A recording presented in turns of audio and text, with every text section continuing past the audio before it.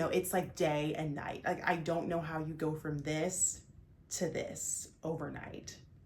Why you always in the mood? I'm acting brand new. I ain't trying to tell you what to do, but try to play. Hi everyone, welcome back to my channel. So today I will be talking about Pretty Little Thing and the rebrand that they just recently did. So there is a lot to unpack here.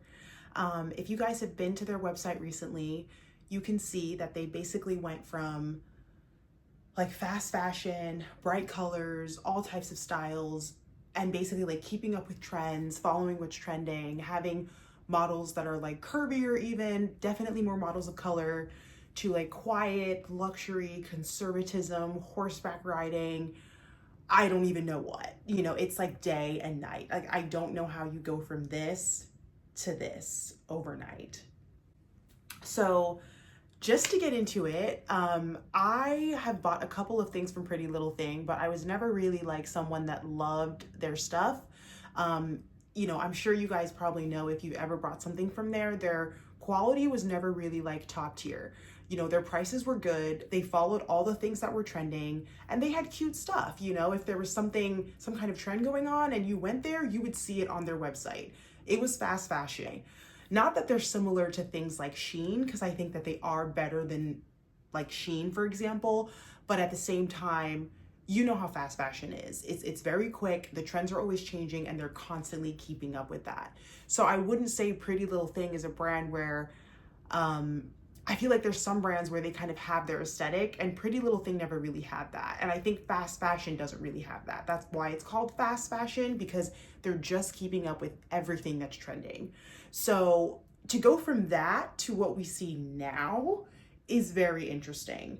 And personally, I think it's strange to do a rebranding this intense, because what happened to all the people that loved the fast fashion, that loved the colors, the bright colors, the pink pony that they had on their website and the packaging? What happens to that whole demographic of everyone that was shopping on your website?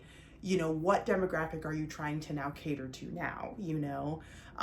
And I don't think this was a coincidence. I think that there are a lot of reasons why they've decided to do this.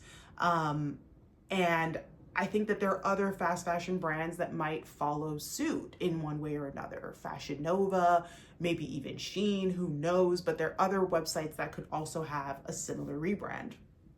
So just to kind of break it down, one of the reasons I think this has possibly happened is I think that this whole like conservatism, being more modest, like quiet luxury is what they call it.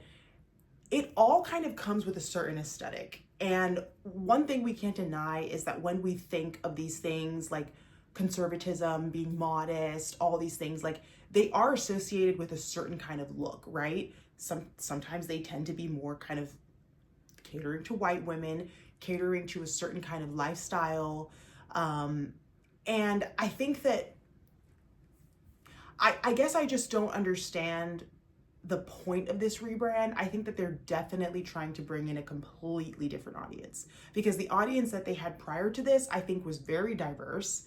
I think it attracted all kinds of people, and you could tell that they were very inclusive. There were a lot of models of color, Hispanic, Black, like different, mixed, everything you could ask for. And now if you look at their website, I'm not saying they don't have any models of color, but they've just kind of like trickled them in here and there. But predominantly there's not nearly as many like models of color as there were before, and I think that if you really look into this more, I have always kind of realized that when people think of quiet luxury and all these things, that aesthetic of minimalism, right, and modesty, and like looking nice and clean, the clean girl aesthetic, there's definitely like an old money, that all that vibe is definitely, people have something in their mind, right? And all these things are tied to like Eurocentric standards of beauty. It's tied to, like people kind of seeing like like when they think of all these words, they think of a certain image in their mind. And let's all just be real. Like that image is not necessarily people of color, right? So I think that that plays a big role in it. And I think that what's going on even politically plays a big role, right? Where we're kind of moving into an environment where inclusivity is just not really a priority, unfortunately, you know? And yeah, so I think that these are all things to kind of unpack and think about. The clothes that they, or I guess the vibe that they're giving now, some of the clothes will definitely have more longevity. There's kind of like a timelessness look to some of the clothes, meaning like if you do get some of their things when you look at the website, like these are things that you can wear multiple times, right? So I do understand in that sense where maybe people are more interested in buying things that they can't just wear on vacation, right? Or wear to the club or wear here or wear there. Like they want to have something that they can wear to work, that they can wear, to anywhere. Like it just has more versatility. And I think when people think of timelessness or things that they can kind of wear every season, every year, a lot of times you don't think bright colors, right? You don't think big patterns, right? You think black, you think white, you think nude, you think classic, you think basics. Because the idea of classics and basics and neutrality is that they are versatile, right? You can wear them in different environments, different occasions, different seasons. So I don't know if that's where things are kind of moving to, but right now, the clothes don't really, because personally for me, just to get into like what I like colors. That's something that Pretty Little Thing I think they brought this fun, colorful, I thought of vacation, I thought of just having a good time, I thought of going out to the club, I thought like their brand was associated with fun for me. And when I look at it now, their brand is associated with,